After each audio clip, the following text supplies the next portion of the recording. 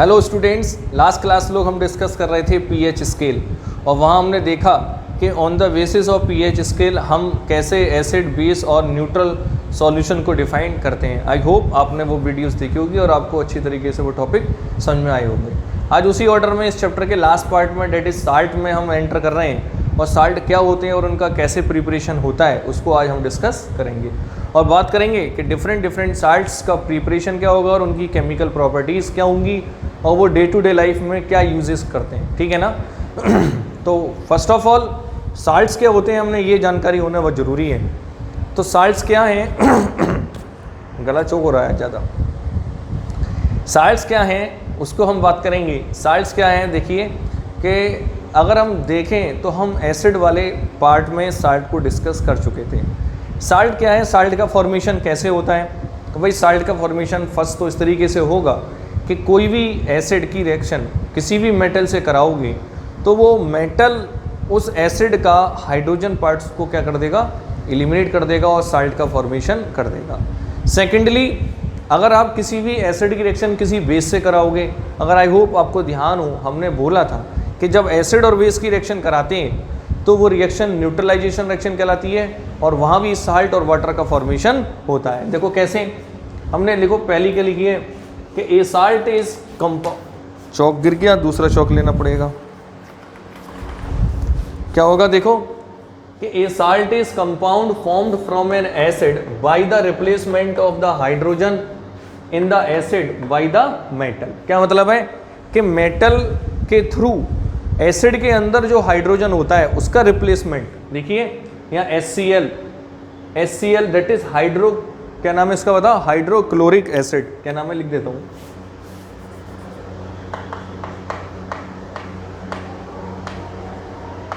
Hydrochloric acid. तो जो hydrochloric acid है उसमें क्या है, जो हाइड्रोजन है, बताओ उन दोनों सोडियम ने उन दोनों हाइड्रोजन को निकाल दिया और बताओ क्या बना दी, हाइड्रोजन गैस प्लस साल्ट। और जो साल्ट बना है, एक चौक और मिल जाए येलो कलर का, जो सॉल्ट बना है इस सॉल्ट का नाम क्या है बताओ, सोडियम क्लोराइड। बताओ बात समझ में रही है। चलो अब दूसरा क्या होता है, जरा ध्यान से देखो कि salt are formed when the acid reacts with base. और जब बताओ एसिड और बेस दोनों रिएक्शन आपस में करते हैं तो उस रिएक्शन को क्या कहते हैं हम, न्यूट्रलाइजेशन रिएक्शन। तो बताओ ये बेस है, ये एसिड है, बताओ ये क्या निकला, वाटर, और NaCl फर्दर बन गया, डेट इज सोडियम क्लोराइड। देखिए स्टूडेंट्स, अब हमको एक परेशानी ये आती है, ये बात तो आपको समझ आ चुकी है कैसे बना। अब हमने इसका नाम सोडियम क्लोराइड लिख दिया। देखो चाहो तो एक काम और कर सकते हो, जैसे इस वाले का मैं एक दूसरा एग्जाम्पल आपको लिख सकता हूँ। जैसे यहाँ हमने एसिड हाइड्रोक्लोरिक लिया और सोडियम मेटल से रिएक्शन कराई। इसी का अगर मैं यहाँ पे दूसरा एग्जाम्पल ले लूँ और मैं यहाँ अगर H2SO4 date is sulphuric acid ले लूँ, सल्फ्यूरिक एसिड, और इसकी रिएक्शन में बताओ सोडियम मेटल से ले लूँ, 2 सोडियम मेटल ही लेने पड़ेंगे और Na2SO4 बनेगा प्लस हाइड्रोजन गैस इवॉल्व होगी। तो इसका नाम क्या होगा, इसका नाम होगा सोडियम सल्फेट। Sodium sulphate. अब देखिए यहाँ बोल रहे हैं हम सोडियम क्लोराइड, यहाँ बोल रहे हैं हम सोडियम सल्फेट। तो हमें कैसे ध्यान रहेगा कि इस सॉल्ट का नाम क्या होगा, तो उसी ऑर्डर में हम बात करेंगे। और आज से आप सारे सॉल्ट्स का नाम याद रखना, आपके लिए क्या हो जाएगा, इजी, दुनिया कर लो मुट्ठी में। ठीक है, कैसे, तो देखो हाँ एक बात कि देखिए सॉल्ट का फॉर्मेशन होने के लिए एक बात जरूरी है, क्या, एसिड। देखिए यहाँ भी देखो एसिड की रिएक्शन मेटल से करी गई, यहाँ देखो एसिड की रिएक्शन बेस से करी गई, तो कंपलसरी है कौन, एसिड। तो अब हम ये जान लें कि अगर कौन सा एसिड लें तो उसके सफिक्स में क्या आएगा, तो हमारे लिए बहुत आसान है। कैसे, कि देखिए the salt of hydrochloric acid that is HCl are called chloride. मतलब क्या है कि जब भी HCl से बनेगा जो साल्ट, उसमें सफिक्स में आपको क्लोराइड लाना पड़ेगा। देखो जहाँ मैंने HCl से बनाया है, यहाँ पे क्या है NaCl, तो क्या नाम लिखा है, सोडियम क्लोराइड। तो पहले मेटल का नाम और सफिक्स में आपको क्या बोल देना है, क्लोराइड। सिमिलरली अगर बताओ सल्फ्यूरिक एसिड से बनाओगे डेट इज H2SO4 से, तो तो बताओ उसका नाम क्या रखोगे आप? सल्फेट। क्या लिखोगे? सल्फेट। देखिए Na2SO4 तो हमें पता ही है H2SO4 से बना है, तो मेटल का नाम आपने सोडियम बोल दिया, लास्ट में कौन बोल दिया? सल्फेट। सिमिलरली अगर आप नाइट्रिक एसिड से बनाओगे तो लास्ट में क्या लिखोगे? Nitrate.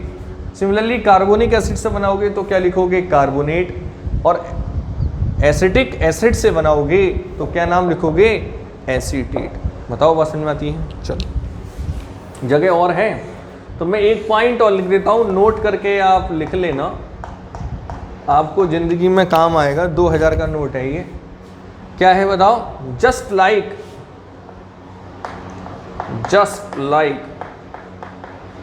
Acid and bases the solution. अरे दो राइटिंग लिख रहा है ये तो भाई, चौक थोड़ा सा खराब हो गया।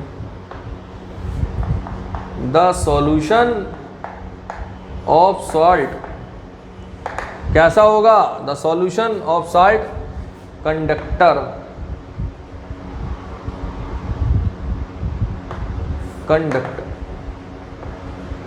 ऐसे लोगों कंडक्ट द इलेक्ट्रिसिटी। ये क्या हो गया? ये दो बार क्यों लिख रहा है?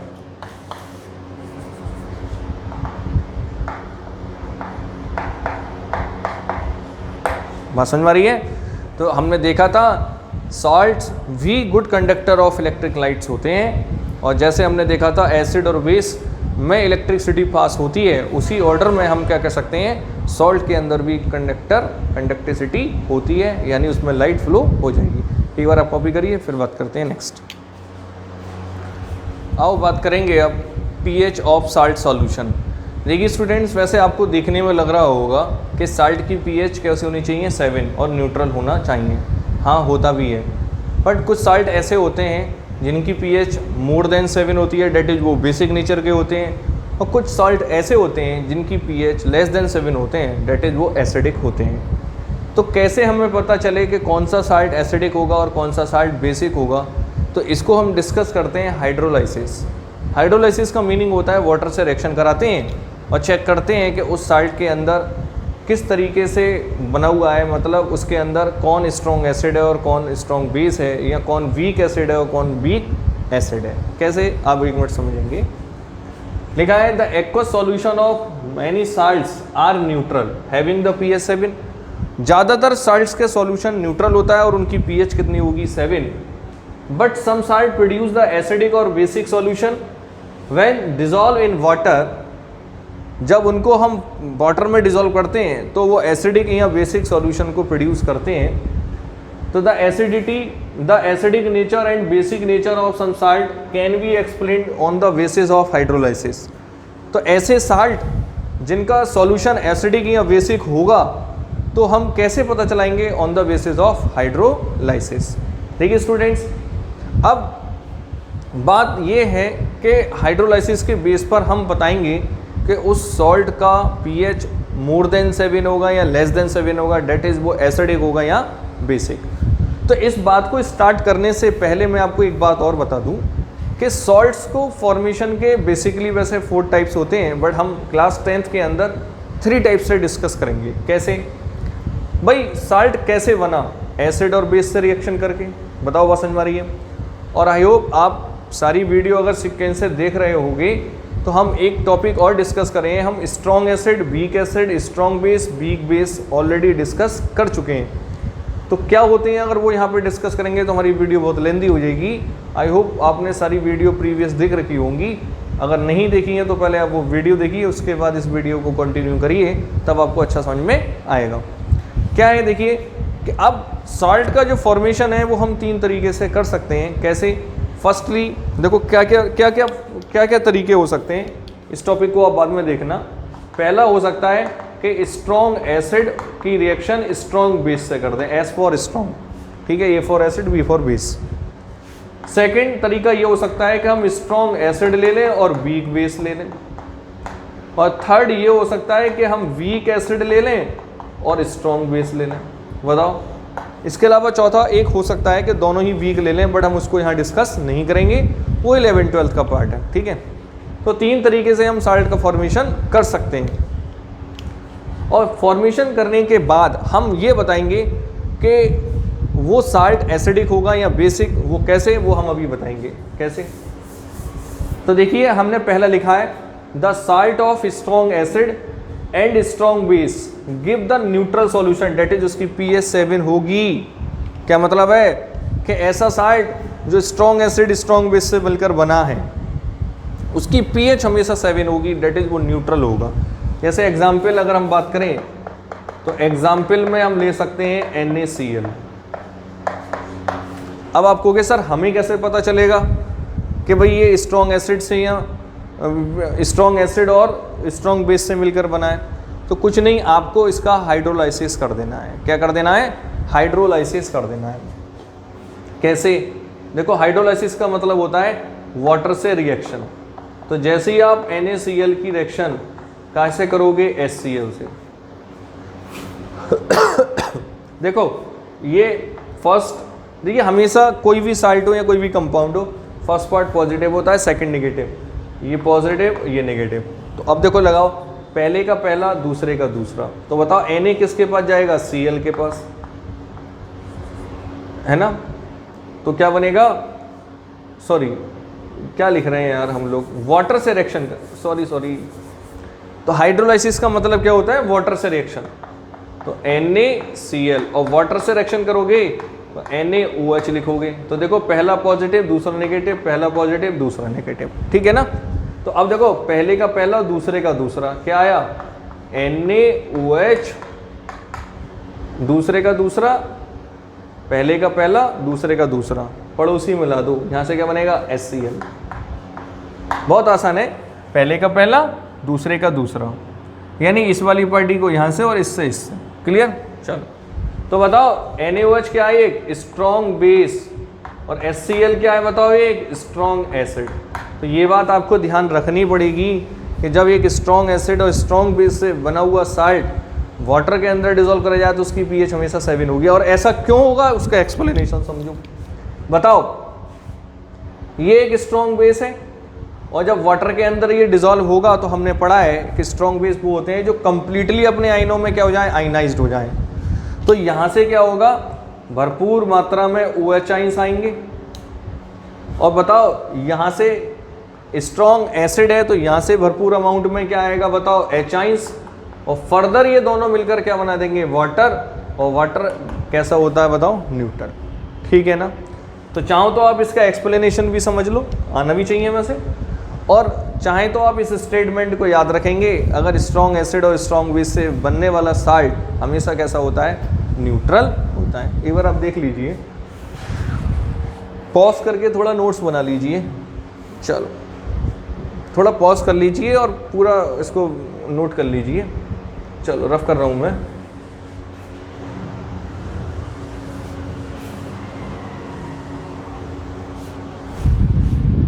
अब हम सेकंड बात करेंगे। बताओ अब हमने स्ट्रॉन्ग एसिड लेना है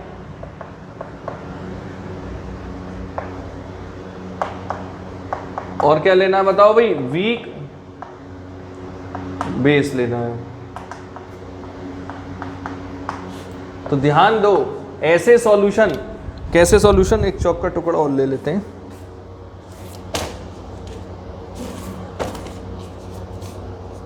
चलो मिल गया। स्ट्रॉन्ग एसिड और वीक बेस, ध्यान दो, स्ट्रॉन्ग एसिड और वीक बेस के जो सॉल्ट्स होते हैं उनका जो नेचर होता है, सॉल्यूशन का जो नेचर होता है वो कैसा होता है? एसिडिक होता है। कैसा होता है? Acidic nature. बहुत ध्यान से समझ लेना। अब क्यों होता है उसको हम एक्सप्लेनेशन करेंगे। फर्स्ट ऑफ ऑल इसका एक एग्जाम्पल ले लेते हैं। हमने इसका एग्जाम्पल ले लिया अमोनियम क्लोराइड। देखो नाम से ही लग रहा है अमोनियम क्लोराइड, अगर क्लोराइड आ रहा है तो कहाँ से मिलकर बना हुआ होगा? HCl से। खैर कोई टेंशन नहीं है। अब हम इसका करेंगे हाइड्रोलाइसिस। कैसे करेंगे? हाइड्रोलाइसिस। देखिए first positive second negative, water H2O, H2O को H.OH लिख लो, फर्स्ट पॉजिटिव दूसरा नेगेटिव, ठीक है ना? पहले का पहला दूसरे का दूसरा। बताओ ये क्या बना? NH4OH। और ये क्या बना HCl। तो अगर आपको ध्यान हो, अगर सारे चैप्टर मेरे पीछे के वीडियोस देखी होंगी तो आपको समझ में आ चुका होगा। ये बनता है अमोनियम हाइड्रोक्साइड और ये एक वीक बेस हुआ। कैसा बेस हुआ? Weak base. ये W है भाई। अब बताओ HCl कौन है? एक स्ट्रॉन्ग एसिड। क्या है बताओ? Strong acid. अब बताओ हाइड्रोक्लोरिक एसिड है, क्या नाम है इसका? Hydrochloric acid. और ये एक स्ट्रॉन्ग एसिड है। कैसा है? स्ट्रॉन्ग एसिड है। और ये कैसा है? एक वीक बेस है। तो सॉल्यूशन के अंदर एक स्ट्रॉन्ग एसिड बन चुका है, और जब स्ट्रॉन्ग एसिड बनेगा तो वहां से एचाइन की कॉन्सेंट्रेशन ज़्यादा आएगी और सॉल्यूशन कैसा हो जाएगा बताओ? एसिडिक। ध्यान दो, जब भी एचाइन की कॉन्सेंट्रेशन ज़्यादा होगी तो सॉल्यूशन एसिडिक होगा, ऑब्वियसली हम जानते हैं। और ओएचाइन की कॉन्सेंट्रेशन ज़्यादा होगी तो सॉल्यूशन कैसा होगा बताओ? बेसिक होगा। ठीक है ना? चलो नेक्स्ट चलो यहीं पर डिस्कस कर लेते हैं थर्ड भी। थर्ड कैसा हो सकता है बताओ? वीक एसिड ले लें और स्ट्रॉन्ग बेस ले लें, तो बताओ वो सॉल्यूशन कैसा होगा बताओ? सॉल्यूशन हमारा बेसिक हो जाएगा। कैसा हो जाएगा? बेसिक हो जाएगा। चलो कैसे होगा? इसका कोई एक एग्जाम्पल लो। इसका एग्जाम्पल है हमारा CH3COONA। इसका नाम होता है सोडियम एसीटेट। और आपको स्टूडेंट ध्यान आ रहा होगा, मैंने आपको बताया है अगर एसिडिक एसिड CH3COOH, H हटाया और N लाए हैं, याद है ना? तो अगर एसिडिक एसिड का अगर साल्ट है तो हम उसको क्या बोलते हैं? एसीटेट। मेटल का नाम शुरू में बोल दूँ, ठीक? तो आप इसकी वाटर से रिएक्शन करा दो तो बताओ क्या होगा? अब देखो यहाँ थोड़ा सा उल्टा है, थोड़ा सा उल्टा है। देखिए ये पॉजिटिव है और ये नेगेटिव है, और ये पॉजिटिव है और ये नेगेटिव है। तो इसका नेगेटिव पार्ट ये इसके पॉजिटिव पार्ट से मिलेगा, डेट इज S से। तो क्या बन जाएगा? ये CH3COOH। और क्या बन जाएगा? Plus NaOH। तो बताओ ये क्या बना? स्ट्रॉन्ग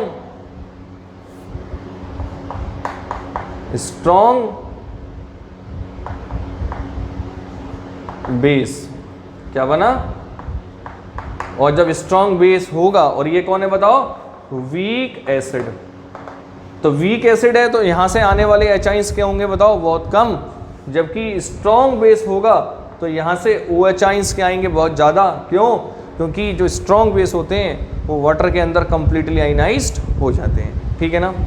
तो ये थोड़ा सा आपके लिए pH जो सॉल्ट्स की होती हैं वो कैसे हम निकालें उसका हल्का सा मैंने आपको आइडिया दिया।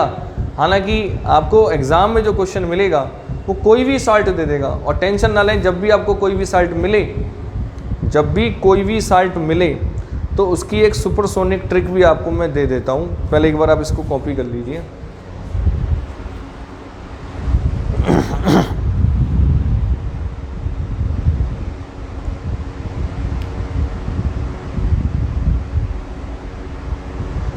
चल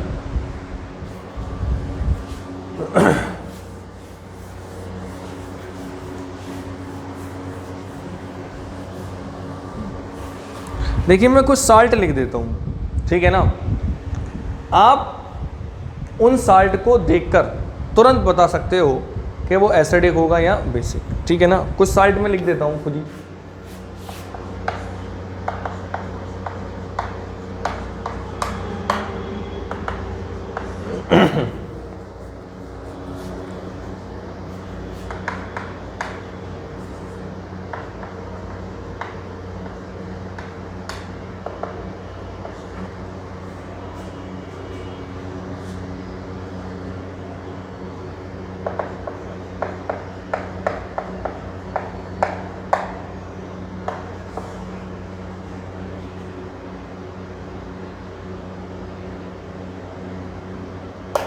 एक और ले लो वो। चलो मैग्नीशियम नहीं, ZnCl2। पांचवा एक और ले लो, CH3COON। देख आप जरा यहाँ से ध्यान दो कि अगर आपको ये साल्ट मिल गए और आपको अगर थोड़ी सी भी ट्रिक याद है तो देखो मैंने आपको बताया strong acid, strong base, neutral. Weak acid देखो बहुत आसान है, अगर strong acid, strong base, neutral, बहुत आसान। अगर स्ट्रॉन्ग एसिड है और वीक बेस है तो इसमें स्ट्रॉन्ग कौन है? एसिड, तो ये एसिडिक होगा। अगर मान लो वीक बेस है और स्ट्रॉन्ग कौन है बताओ, सॉरी वीक एसिड है और स्ट्रॉन्ग बेस है, तो बताओ इन दोनों में स्ट्रॉन्ग कौन है? बेस, तो कौन हो जाएगा? बेसिक। तो इसको याद करना तो बहुत आसान हो गया, जो स्ट्रॉन्ग वही सॉल्यूशन होगा। अगर स्ट्रॉन्ग एसिड है तो एसिडिक होगा, स्ट्रॉन्ग बेस है तो बेसिक होगा। बात समझ में आ चुकी है? चलो अगर आपको फर्स्ट वीडियो इस चैप्टर की आती है तो आपके लिए बहुत आसान हो चुका। मैंने आपको बताया केवल आपको 3 एसिड, कौन कौन से? HCl, H2SO4 और HNO3। देखिए मैं ट्रिक बता रहा हूँ, ट्रिक में थोड़ा सा लॉजिक लगाना पड़ता है। बताओ ये तीनों कौन है? स्ट्रॉन्ग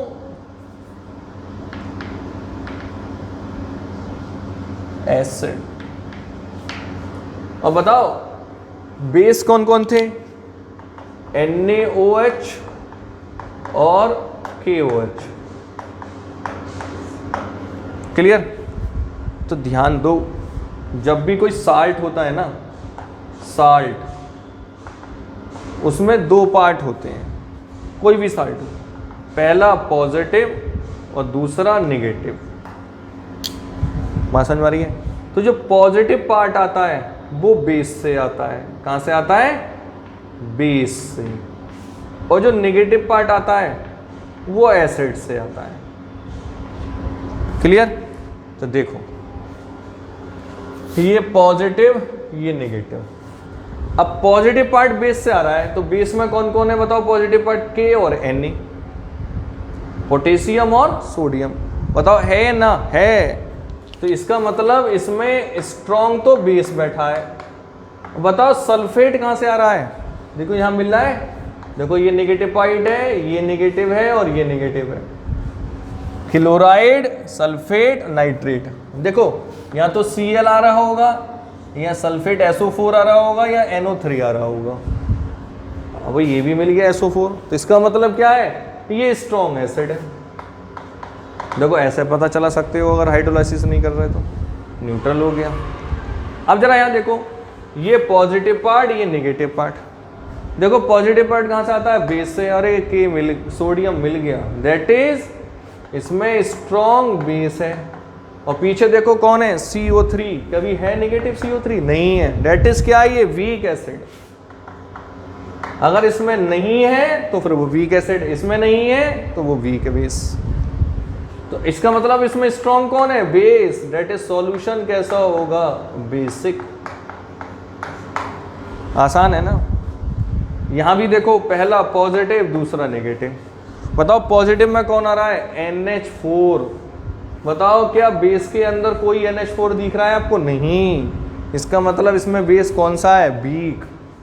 तो वीक बेस। और बताओ NO3 दिख गया? दिख गया। इसका मतलब स्ट्रॉन्ग एसिड है। सॉल्यूशन कैसा हो जाएगा बताओ? एसिड हो जाएगा। क्लियर? Next zinc chloride. बताओ ये पॉजिटिव और ये नेगेटिव। बताओ पॉजिटिव पार्ट में आपको जिंक दिख रहा है? नहीं, डेट इज वीक बेस। और Cl देखो आपको दिख गया, डेट इज स्ट्रॉन्ग एसिड। इसका मतलब स्ट्रॉन्ग कौन है? एसिड। कौन होगा? Acidic nature. और ये तो मैं आपको करा ही चुका हूँ, ठीक है ना? तो स्टूडेंट्स आज आपके लिए बस इतना ही, क्योंकि ये थोड़ा सा टॉपिक आपके लिए कॉम्प्लिकेटेड हो सकता है, बट मैं मानता नहीं हूँ ये हो, ठीक है ना? तो एक बार इस पर आप प्रैक्टिस करिए, जो भी आप पे बुक है उससे रिलेटेड इसके क्वेश्चन करिए, ठीक है ना? और वीडियो को पूरा देखिए। और यहाँ तक उम्मीद मैं कर रहा हूँ आप सारी वीडियो सीक्वेंस से देख रहे होंगे। अगर ऐसी आप मिस्टेक कर रहे हैं तो प्लीज़ ये मिस्टेक मत करिए, बिल्कुल सीक्वेंस से चैप्टर फर्स्ट की जितनी वीडियो उसको आप सीक्वेंस से देखिए, सेकंड चैप्टर की सारी वीडियो सीक्वेंस से देखिए, और इसी तरीके से आने वाली वीडियो भी आप कैसे देखेंगे, सीक्वेंस से। तभी आपको केमिस्ट्री अच्छी तरीके से समझ में आएगी। और आप बिल्कुल टेंशन ना लें कि बोर्ड में क्या होगा, कैसे एग्ज़ाम होंगे। आप केवल हमारी वीडियोस को पूरा देखिए, जितना कह रहे हैं उतना करिए, आपके 100% मार्क्स आएंगे, टेंशन ना लें। ठीक है ना। Take care, thank you, have a nice day. मिलते हैं नेक्स्ट वीडियो में एक नए टॉपिक के साथ।